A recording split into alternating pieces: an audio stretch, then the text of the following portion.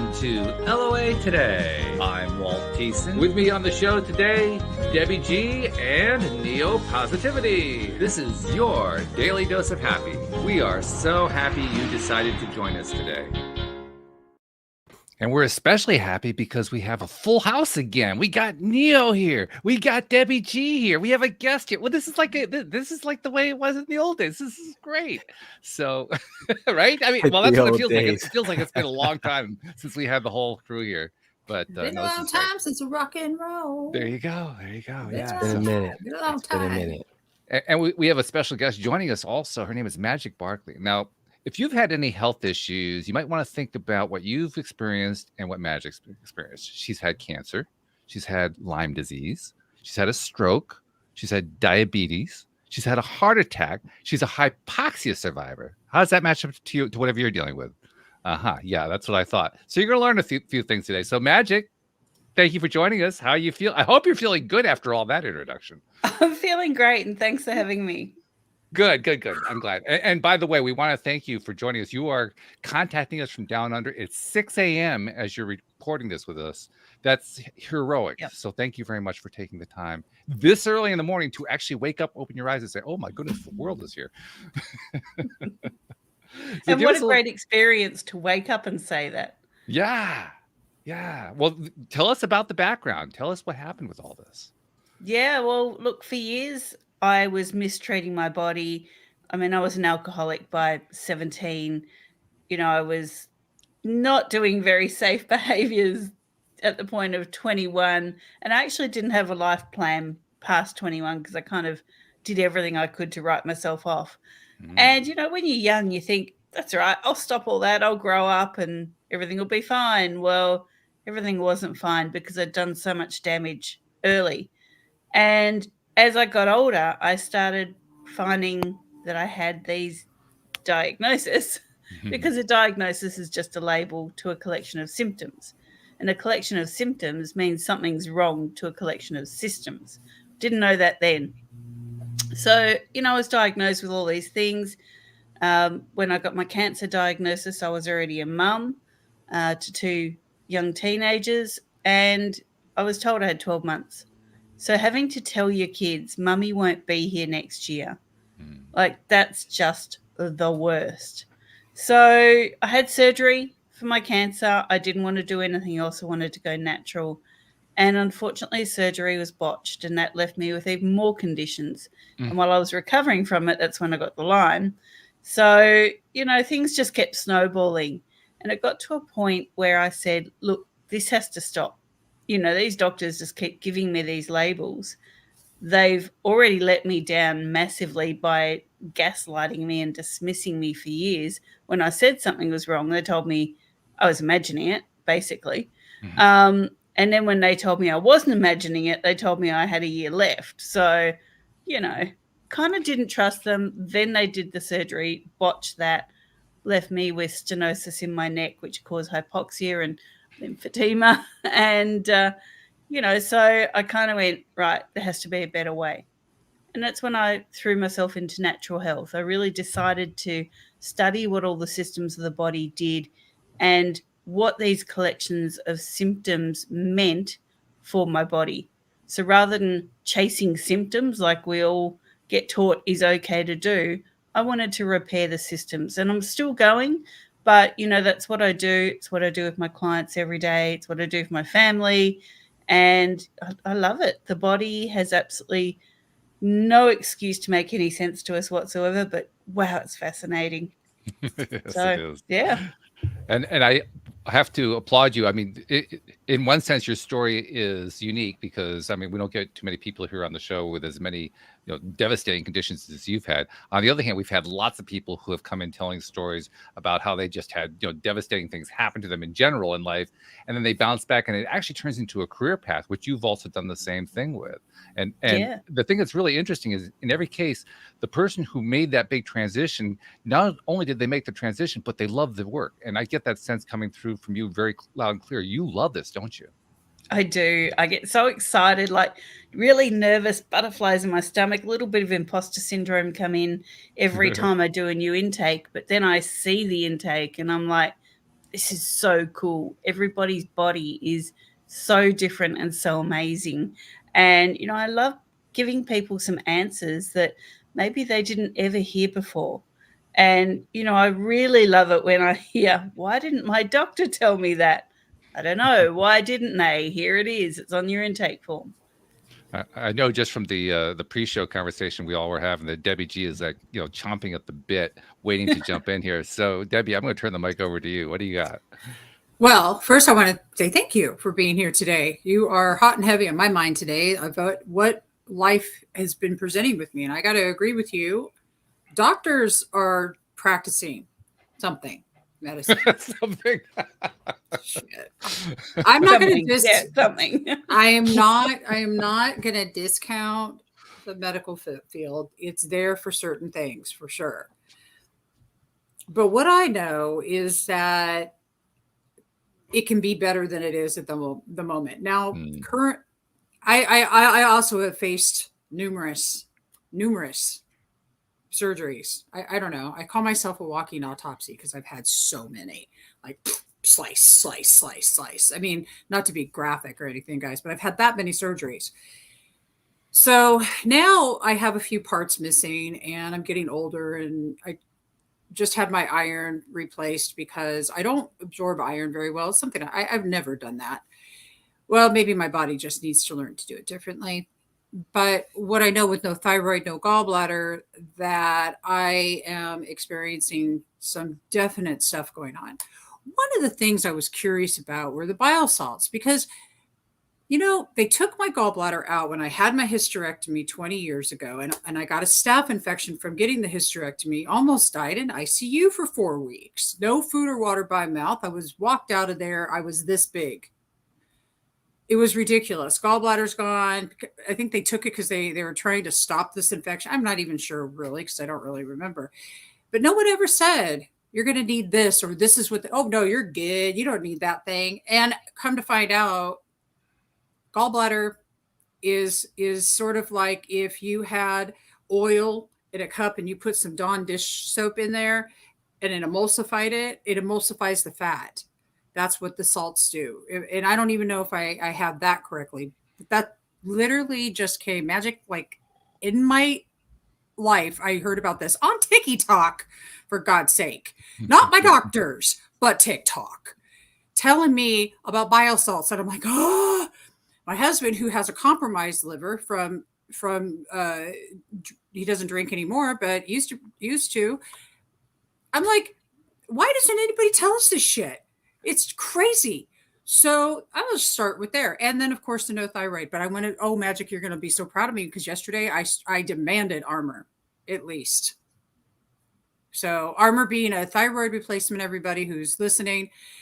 And I'm getting my adrenals and my cortisol checked because I just want to see what the blood is so I know what to deal with. But that's kind of where it's at right now. But I'm very well aware that there are magical ways to our health that are not anything to do with the medical system. I also know that energetically and etherically, we have some shit going on that I must not be dealing with, or it's like sitting still in there. Liver is anger, if I'm correct. And do you think this stems from childhood trauma? Certainly does. I feel like a bobblehead. I'm just nodding here. Okay, let me dissect some of this for you. Please. First of all, before I forget this, your adrenals and your cortisol, the only way to check that is on a Dutch test. So it's a Dutch test that you need to get. It's a dried urine analysis. So that is the only thing that's going to show you all the stuff that you need. Okay. So make sure you get that. Now, bile salts. I need to interrupt you for just one second. We have to throw out the disclaimer. There is no medical advice being given out here. So, okay, we've given the disclaimer. Now you can go ahead. Okay.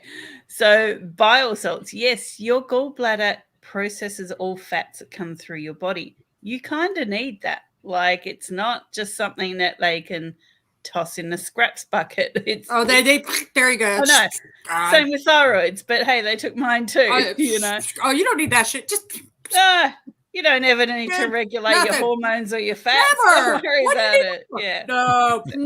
And anybody ever wonder why I can be bitchy?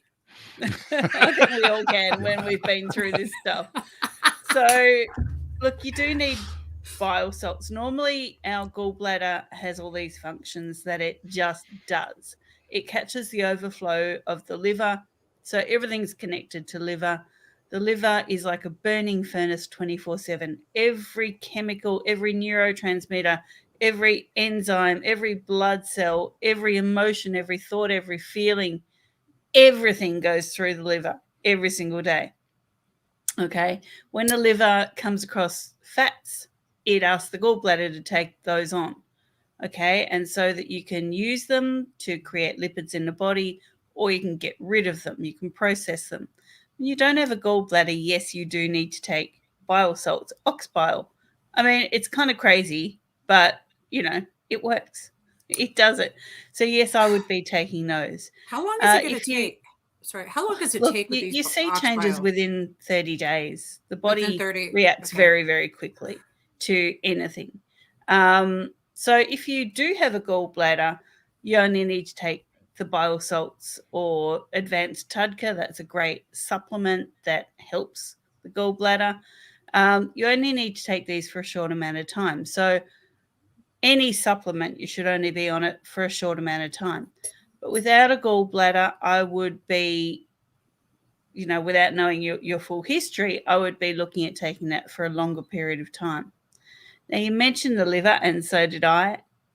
The liver is the lover of the body, okay, because it does so much for us. But yes, when we drink alcohol like I did for, extended years in our youth, you're going to damage the liver.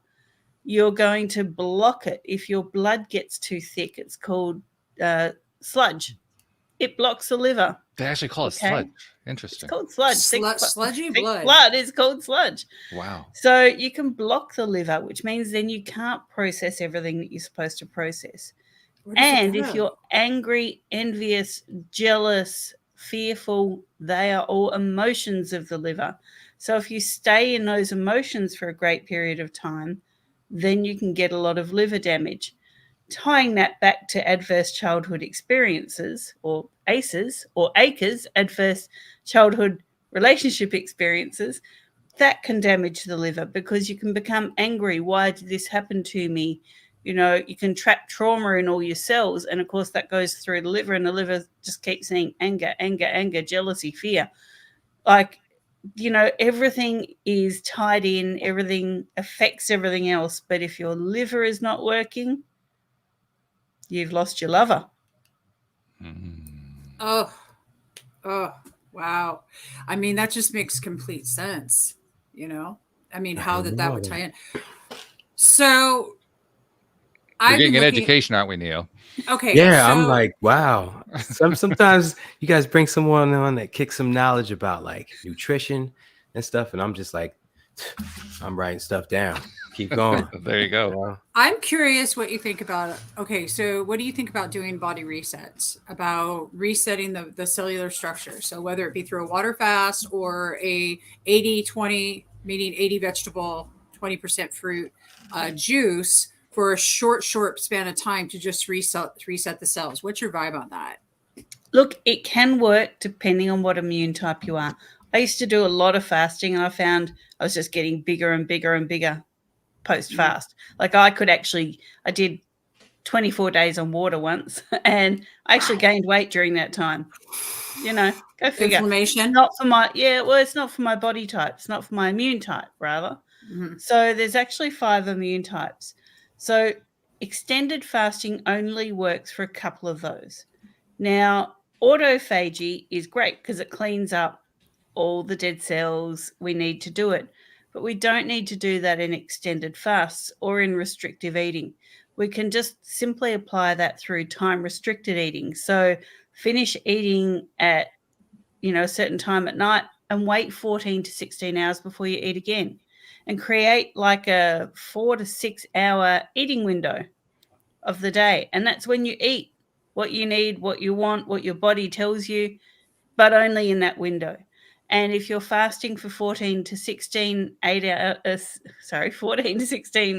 a day, you create autophagy. So you clean up all the dead cells. Dead cells lead to cancer.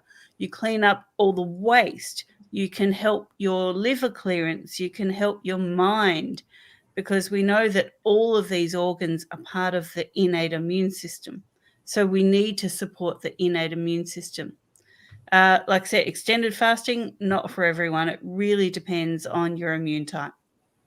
I like, well, we call it intermittent fasting here. And so we call it autophagy. So when our cells go into autophagy, that is the goal. And I love that. I found I had good success with juicing. I just felt better. It was like a total reset. And then I felt, but then again, it was, 6 years ago when I did that for 30 days, a 24-day water fast. Yeah. And I did 92 on juice.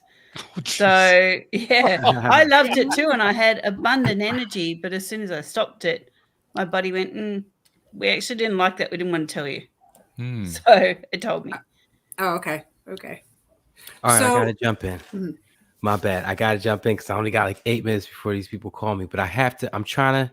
Me. I'm always trying to tie stuff in with the law of attraction, and I've been down a similar rabbit hole to where a doctor tells me something, and then now I'm thinking about it. And it's funny because you said the doctors were telling you you're imagining it, and when you think about it, they kind of were right, not in the way they were saying it, but in essence they were. You went home and you thought about it and then manifested worse, and then that was proof. So you thought about that and manifested worse, and that was proof. Then you end up in this spiral until you decide, because it is a decision, to not be butthurt anymore. Shout out to Debbie G.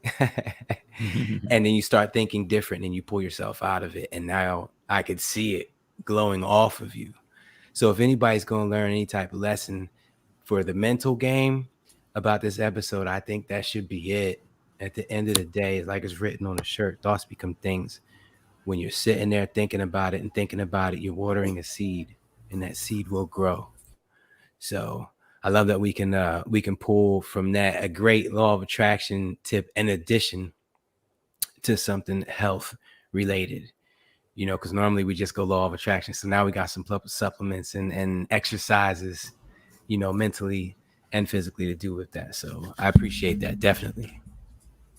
Totally. And, the longer you say I am fat or I am unwell, you make it be, because your body tries to find proof and you're labeling yourself. You're giving yourself a diagnosis. And so your body will try and prove you right, because it goes, well, wow, the brain said this, it came out of the mouth, it must be right, I'll make it right. So you're 100% correct. The law of attraction strikes again. Do you like, I was telling Joe, I need to re-listen to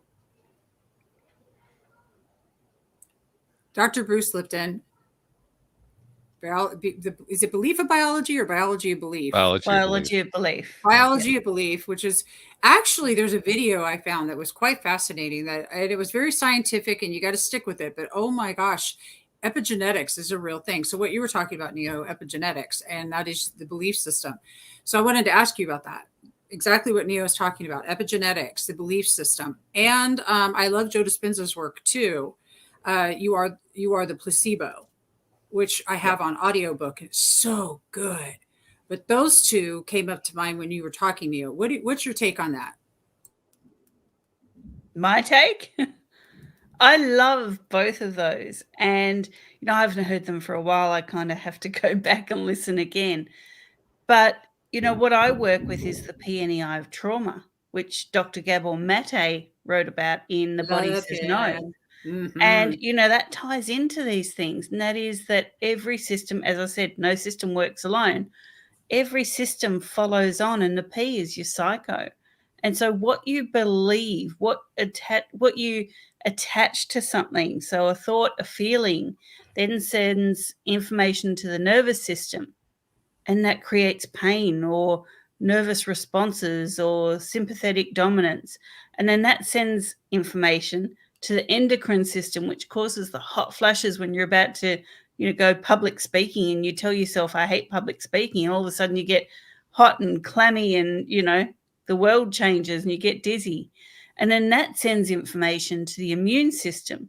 So what you're thinking, what you're feeling, what you're attaching to something can eventuate in an autoimmune down the track.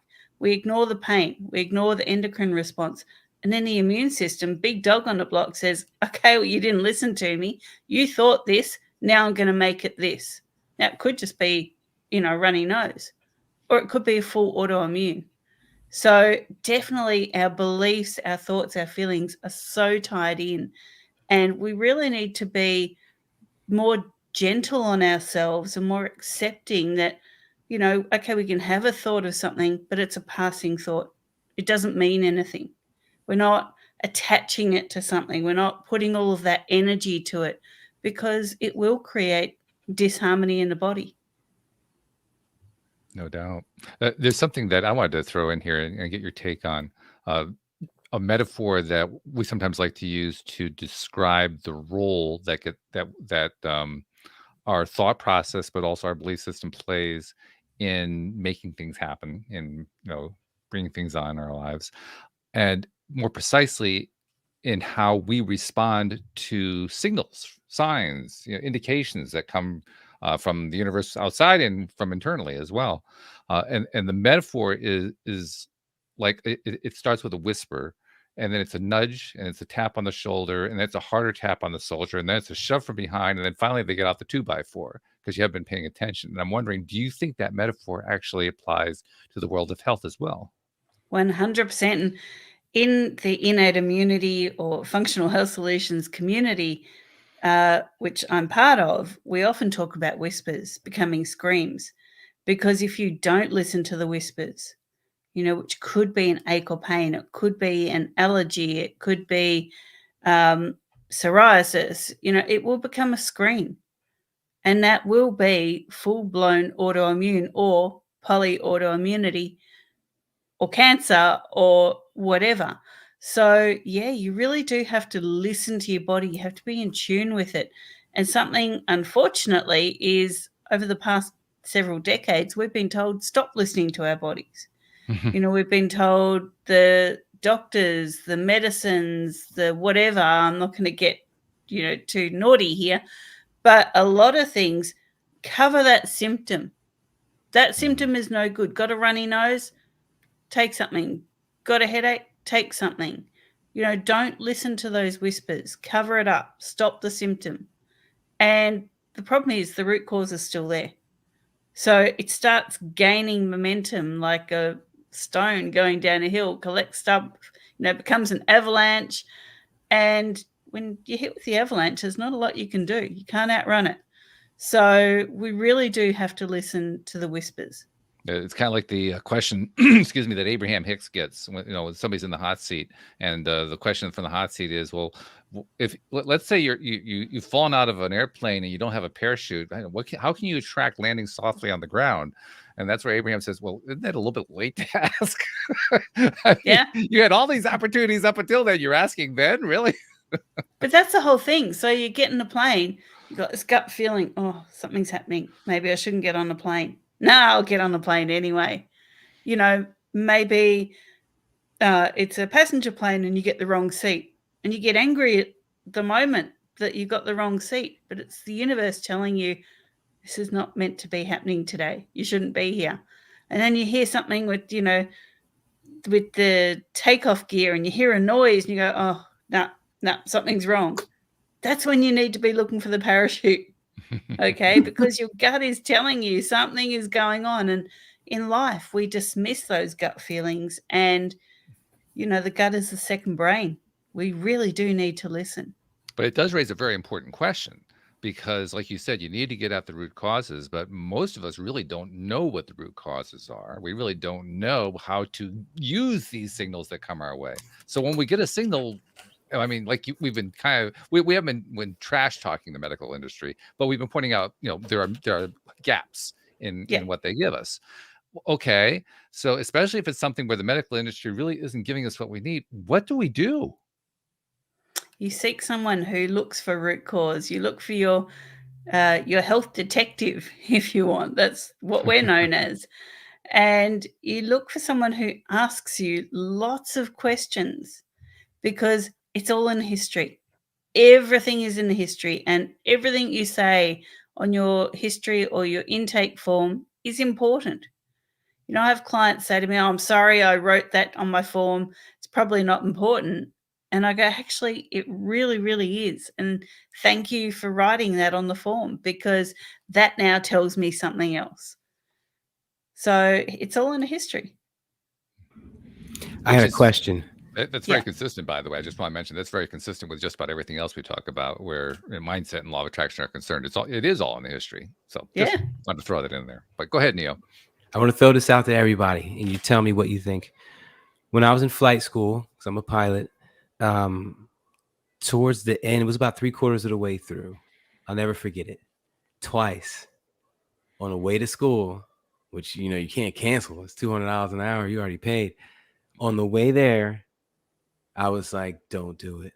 Don't go up today. Like, I had that gut feeling, like, don't do it. But I went anyway. And I was fine. Obviously, I'm still here. So, like, where would you guys, law of attraction wise, why did that come to me out of nowhere? After 6 months or 5 months of flying 3 times a week, why? And, you know, like I said, I came out okay. So what was the real purpose in that intuitive ... I think it's important to remember that a sign or a signal is not necessarily what it seems on the surface. Like, for instance, one of my wife's favorite ways to describe how you deal with running into construction when you're driving. You know, what are the possible reasons for running into it? Well, one of them perhaps is just to slow you down. Another one is because it's, the universe is trying to get you to go in a different direction because it's something that it wants you to find over there. A third one is that, well, you actually really don't want to go faster than that because there's something waiting for you on the other side of the construction that if the construction weren't there, it would affect you. But with the construction slowing you down, you got through it okay. I mean, there's a whole range of possibilities of what could be going on that you don't see. So that's actually one of the toughest things with signs and signals, because very often, like you point out, we really don't know what happened.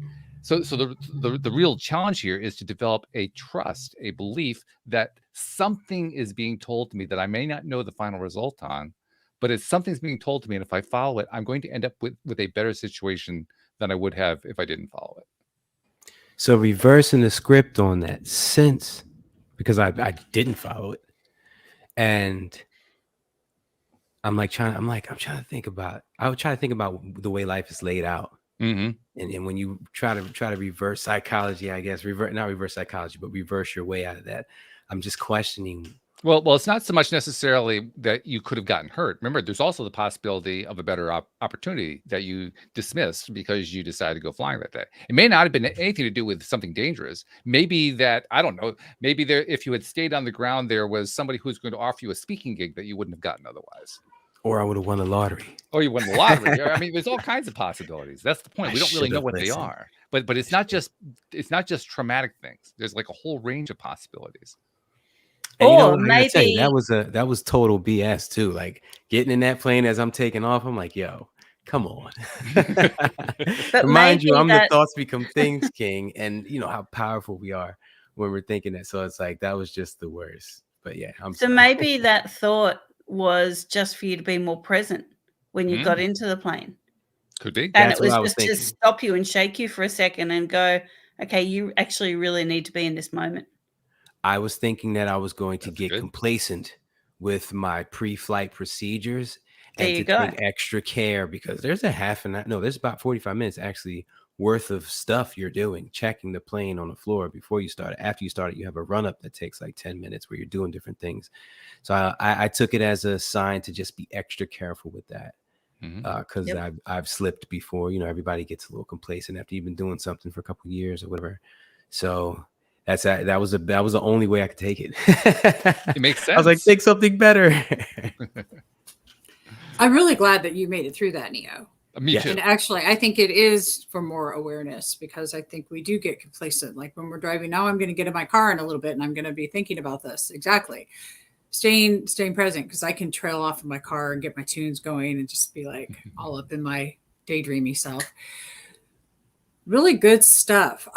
So talk to me about, what did you do? What did you do, Magic, that start? I know you jumped into holistic health and things, but walk me through a day. Talk to me about what you do, and also as far as your own health is concerned, from mind, body, and spirit.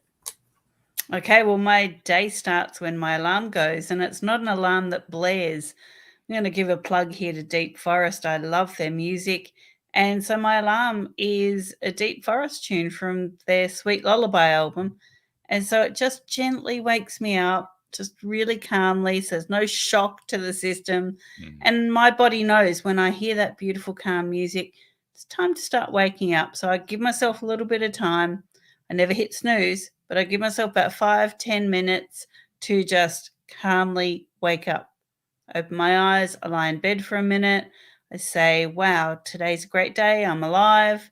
Then I get up, don't have my shower yet, put some clothes on, except for today, and I go straight outside. So I normally wake up around sunrise. Whether my alarm goes or not, sun starts coming up, I'm awake. So I go outside and I go for about a 45-minute to an hour walk. And I activate the bacteria in my gut, making serotonin to make melatonin for the next evening's sleep. I come home, I drink a liter of structured water, and then I jump in my sauna, super hot for about 55 minutes.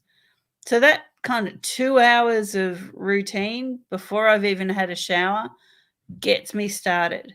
Now I will have a shower. I do a lot of thinking in the shower. I actually have a little board on the side of my shower. Really? So Wow. yeah, so all my great thoughts come to me. So I'll write down. But you write them down. Yeah. You took an extra step there. That's good. Yep. I write down things that need to be done. Might I suggest Yeah. laminated paper?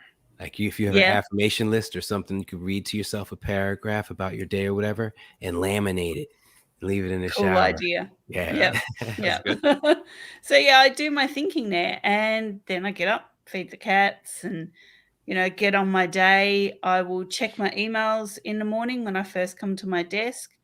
And unless something pops up that's urgent or someone sends me a text, hey, I'm sending you an important email, I won't check it again till halfway through the day. So I really only look at the emails 3 times a day. When I start work, halfway through the day, and when I finish work, I clear everything off. I write myself things on a lot of scraps of paper at the start of the day. And by the end of the day, all those scraps of paper need to be in a bin. They need to be accounted for. And if they're not, they go over to my left-hand side to a little magnet that I've got there. And it means that I need to put those on for the next day. So, yeah, I'm consulting during the day. I take a lot of breaks because I work from home.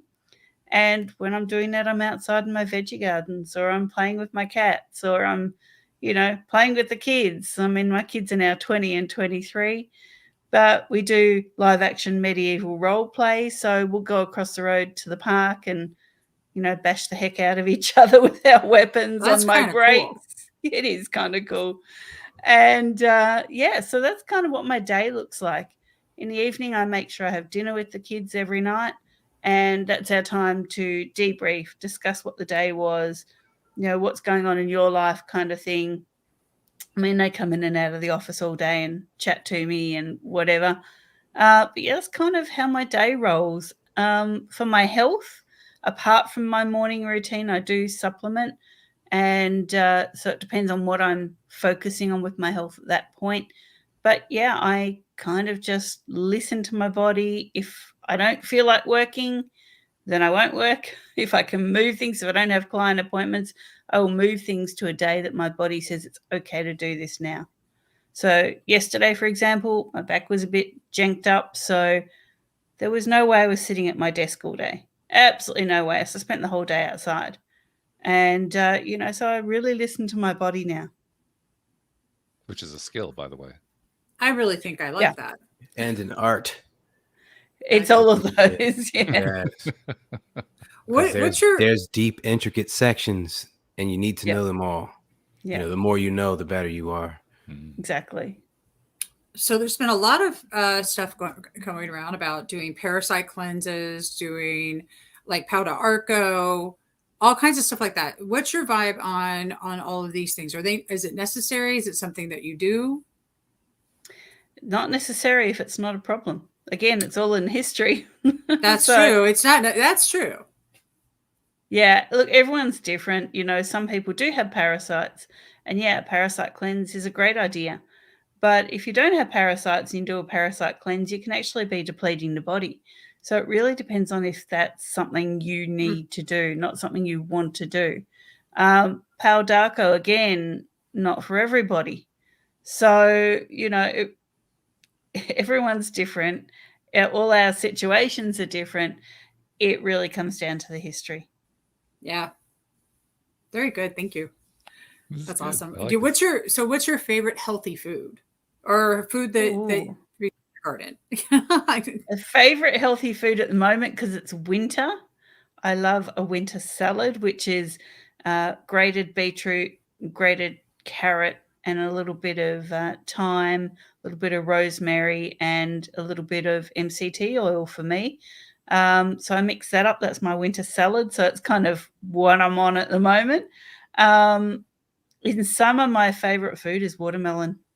I just can't go past it.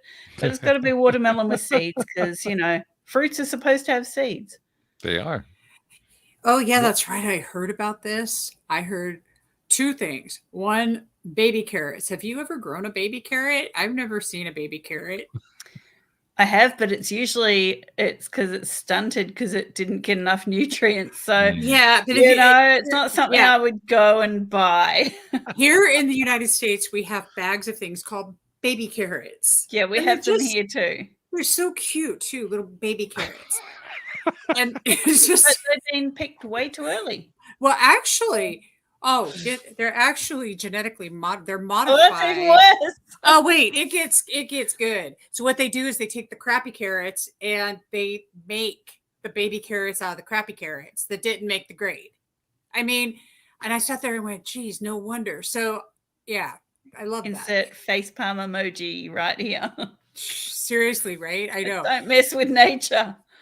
It's just, it's nuts. What about, seed oils? We have been advocates for reading the label, deeply reading the label, not how much salt or sodium. I mean, what's actually in it.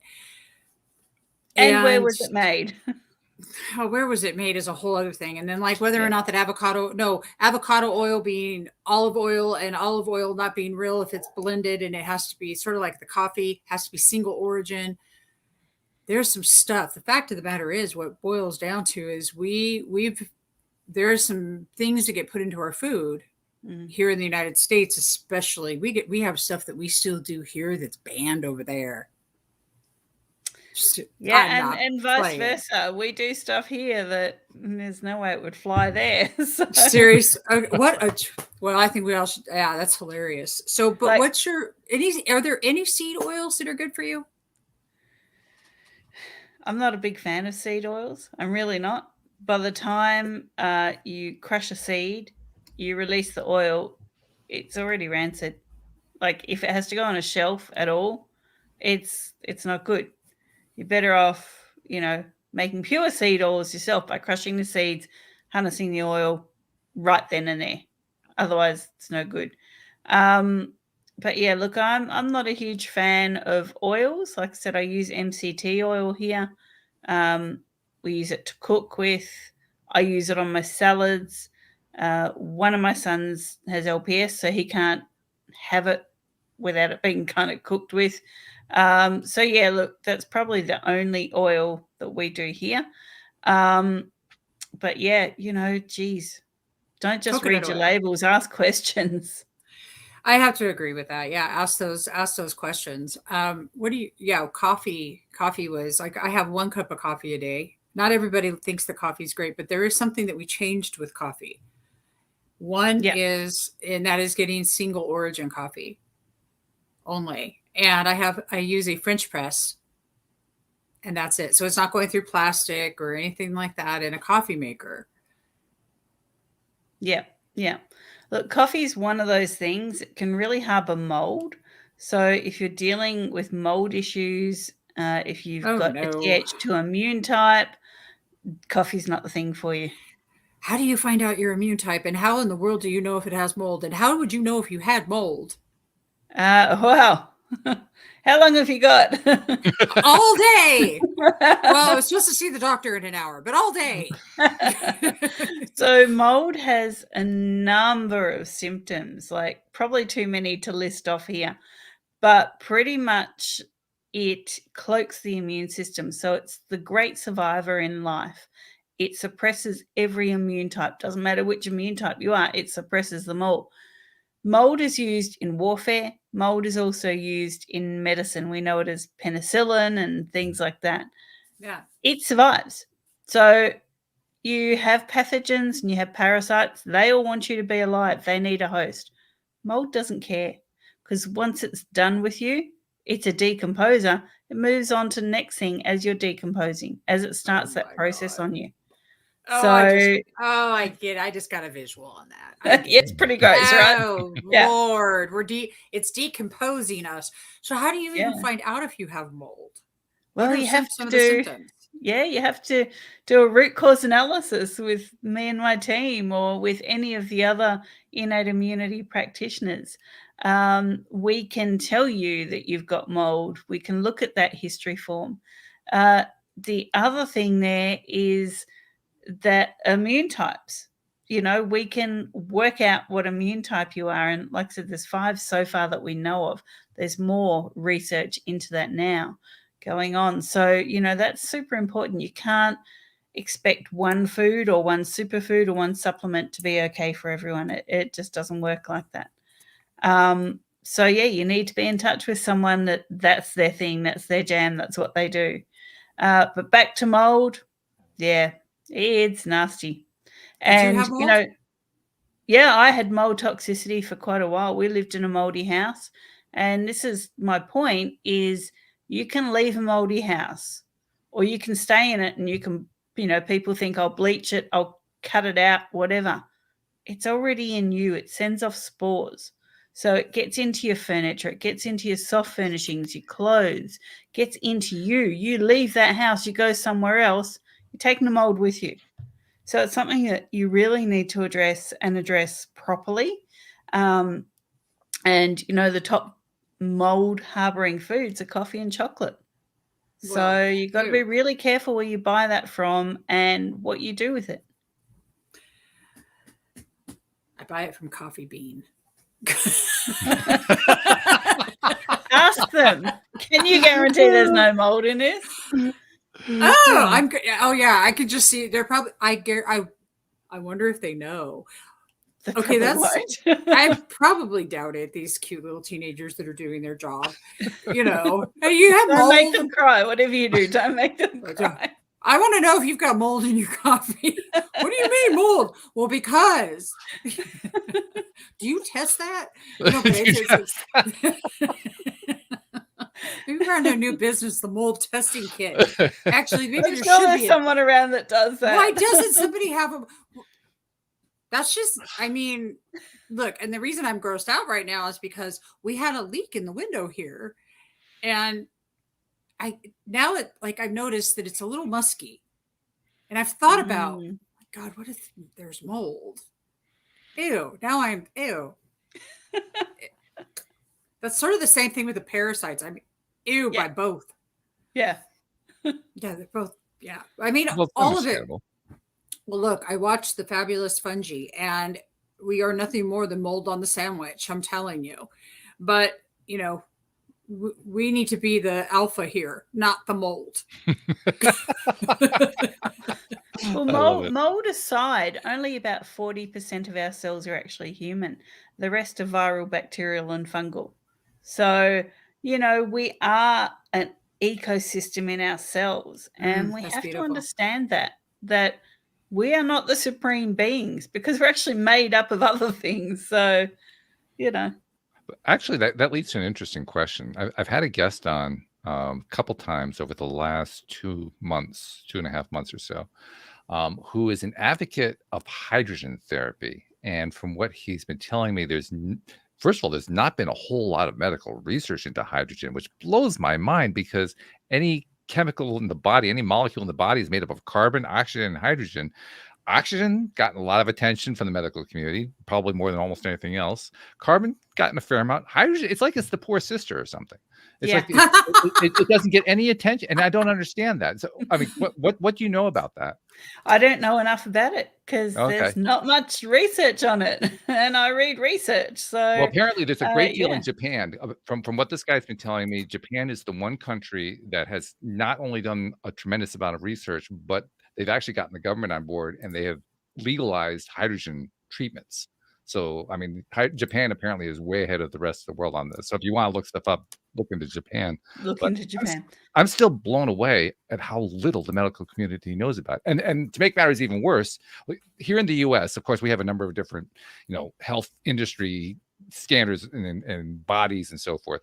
The National Institutes for Health, their stance on hydrogen is there's a lot of very interesting research on small mammals and so forth that really does suggest we need to learn more because there could be some very efficacious treatments there. The FDA doesn't want to have anything to do with it. And a large chunk of the physician population deliberately label it as a scam.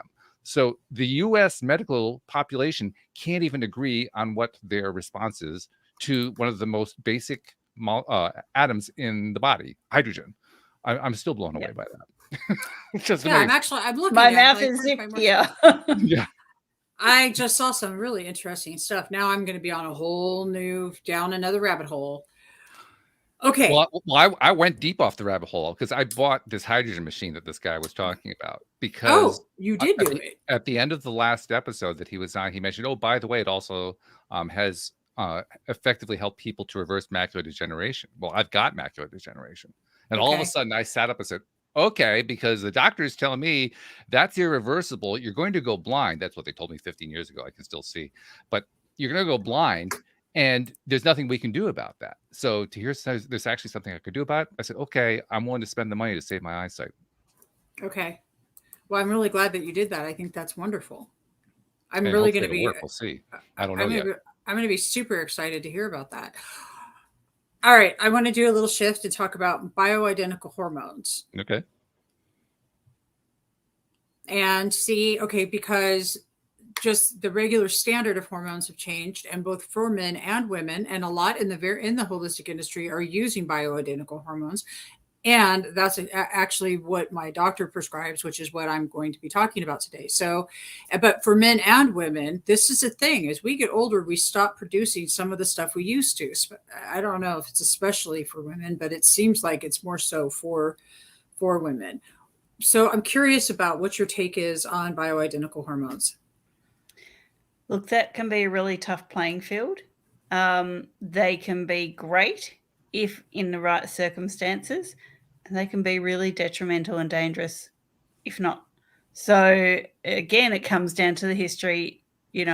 My take on it, they are good in some circumstances, but men and women both reach a point in life where they stop making hormones from the brain ovary or brain gonadal axis, and they start making them from the brain adrenal axis. And so, that's where if your hormone balance isn't right, the pregnenolone's not right, you can convert things to the wrong type of hormone. There's a lot going on there. That's a whole minefield. Again, history all comes to the history.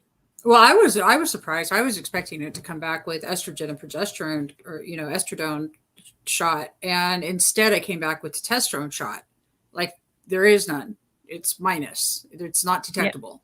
Yeah. Which leads it back over to the thyroid again. Yeah. The no thyroid and the thyroid medicine, which is why I switched to Armor, which is a dissected, natural desiccated thyroid. Yep. Desiccated. I was trying to think of that word. Yep. Thank you for saying that. I also found a company in New Zealand that has cow that word thyroid. Desiccated. That too. We're gonna put that up on the screen. I swear to God, this place is rad, and I'm gonna order some stuff. But And thank you for your beautiful answer on the bioidentical stuff. Okay, so I know stuff. You just anyway. Right. So What? NDT, natural desiccated thyroid, is a Yes. T4 T3 combination. Yeah. Most things like synthroid, levothyroxine are T4 only. Correct. You need T3. That's Okay, what so I T3 is made in the liver, the gut, the kidneys. It's actually made in all the cells, but they're the main three that make it. Comes back to the liver, your lover again. And, you need that combination. Modern medicine, I'm not going to try and get myself in trouble here, but they have got this kick of issuing T4 only synthetic thyroid. Mm-hmm. First of all, your body can't accept it. It's synthetic. Second of all, you need the T3. So I'm just going to leave it there. Yeah. But yeah, NDT, if you need to take thyroid hormones, that is the safer way to go. Thank you. I've been doing some research, and that's really what I wanted. And I got my way with this. But I'm going to tell you, Walt was talking earlier about the thump in the head. If you're not going to listen, if you're just, or you were talking about the little signs. Mine was my hair's been falling out, and I love my hair. I really do. And when it starts, it just keeps coming out. I'm like, well, maybe I it love was your hair too. You got beautiful hair, so yeah. Thank you. It was in shock over the iron. So I'm thinking, okay, so maybe that's an after effect that can happen. But no, with some of the other things going on and finding out about biosalts and whatnot. So yeah, there's been some big stuff with all of this, but my hair started. And that's what, after the iron, I thought, okay, I'll give it a month to get better. And it didn't. It kept going. And I went, oh, no. That's why I went and had the hormones checked. Now I'm like, so that's where I'm at this moment. So having no testosterone in my body, that's an interesting thing. I was quite shocked about it. Yeah, you kind of need it. So we all have male and female hormones. Yeah. Right? That's what we know as male and female. They're not really. They're estrogen, testosterone, progesterone, pregnenolone, aldosterone. We need all of them. Okay. And this has to be a fine balance. Yeah. What we see is, we get now men with moobs. And why? Because they're drinking out of plastic water bottles. They're drinking a coffee from, a takeaway coffee cup with a plastic lid. They're getting too many estrogens. We see women getting hoarser and tougher and, lots more hairs on the chin because they've got too much testosterone, or they can have too little. Like, it's a really fine balance, and we need all of these things. There's nothing that's black and white about any of these. Thank you. And that's, a couple of things came up for me. I've had to work on my mindset about this too, because getting older is one thing. And I had a hysterectomy, but I kept the ovaries. So I'm postmenopausal. I kind of figured I was going to just sort of slide past that all, and I wasn't going to deal with any of it. And I thought I was going to get out of the whole menopausal thing and not get older, just be like, fine. I was pissed when I found out. I was like, shit. What do you mean? I have to deal with freaking hormones? What? I have a joke about that, and it's not supposed to include me. It's a real as I step into, I'll be 55 in January, and I'm thrilled about that because I've had enough happen that I shouldn't be here either. And I love that, but I am. And we're glad of that. By all right and purposes and everything I've had happen. Oh God, the fact that I'm walking this planet's a crack up. And I love that. But where I sit right now is my attitude is about doing what you said, and that is getting to the root cause. And so I kind of want to circle back around. There is some root causes in here, and I need to discover what those are, because this is not acceptable, and I'm not doing it. So there you have it. And one thing I'm going to leave you with today, because I do have to get to another interview, is that my team on our website, we have a services page, and we have a thing there called a root cause analysis. So if you hit the book now button on our services page, you can book a root cause analysis anywhere in the world, And we send you a 17-page intake form. How crazy, right? And we get all of those answers that we need. And then we do a Zoom chat with you if you're not in Australia, phone chat if you are, and we go through that form. And you leave the root cause analysis with some answers that we've, pulled out of your history, because we're the health detectives. And so we find that for you, and we tell you, you can work with us at that point, or we can part ways, with a smile and a, hey, here's your information that you needed. And simple as that. Well, I think you're a rock star. And I'm triple, quadruple grateful that you are here today and that you have blessed us and the airways with your magic. I like the magic. That's cute. Magic. I love the fact that it's magic is your name. Yeah, that's a great name. Very descriptive, very evocative. Yeah, no doubt about that.